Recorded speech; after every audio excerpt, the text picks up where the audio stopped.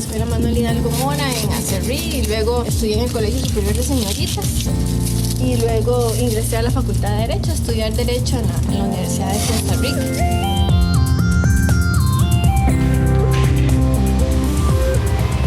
Yo tengo un trabajo como docente, como investigadora, como abogada, hasta como mujer, en la medida que tenemos luchas especiales como mujeres universitarias.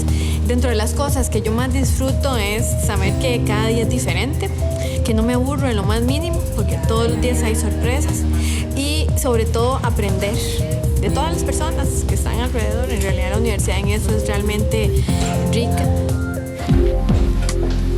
El paradigma o la visión que se tenía de hace unos 50 años se está rompiendo por la influencia que tenemos de los poderes del Estado, por el tema de la ley sobre las finanzas públicas.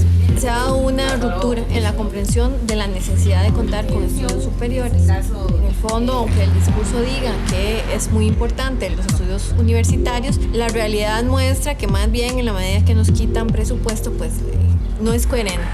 Entonces, con más razón, la formación del capital humano se vuelve indispensable y en la medida que tengamos mejores profesionales, eso nos permite dar una mejor formación. De ahí que sea tan necesaria la formación del docente hoy más que nunca.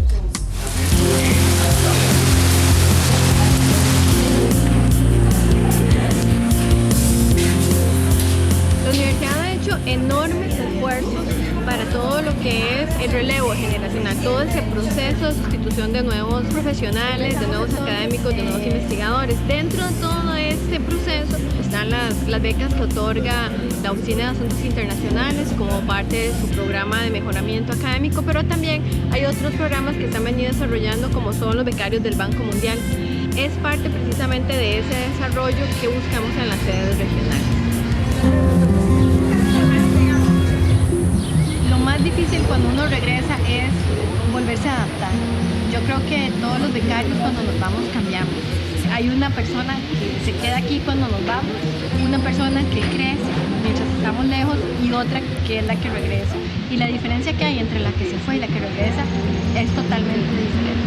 Me logré readaptar y aprendí a vivir con esta realidad.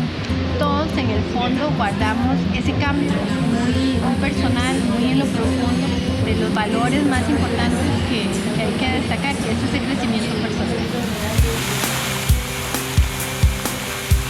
Uno podría pensar que viajar con familia es más complicado. Creo que es otra forma de viajar, pero es realmente gratificante. O sea, yo como mamá puedo decir que mi hija recibió una maravillosa educación.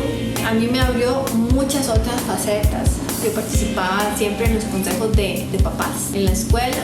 Yo creo que es una experiencia, digamos, maravillosa, porque de otra forma no lo hubiera podido hacer. Yo creo que lejos de ser una complicación es una gran oportunidad.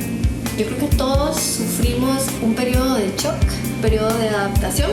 También nos motiva mucho para poder venir y generar cambios. Ya hay cosas que nosotros no aceptamos. Y yo creo que eso es una de las cosas que más nos motiva a nosotros como becarios, pero nosotros somos finalmente agentes de cambio. El ser universitario siempre implica que nosotros tenemos un pequeño niño revolucionario, una pequeña niña rebelde que dice, no, yo quiero hacer las cosas diferentes. Y esa experiencia fuera del país motiva eso. En realidad la única limitación que uno tiene es la que se puede establecer a sí mismo.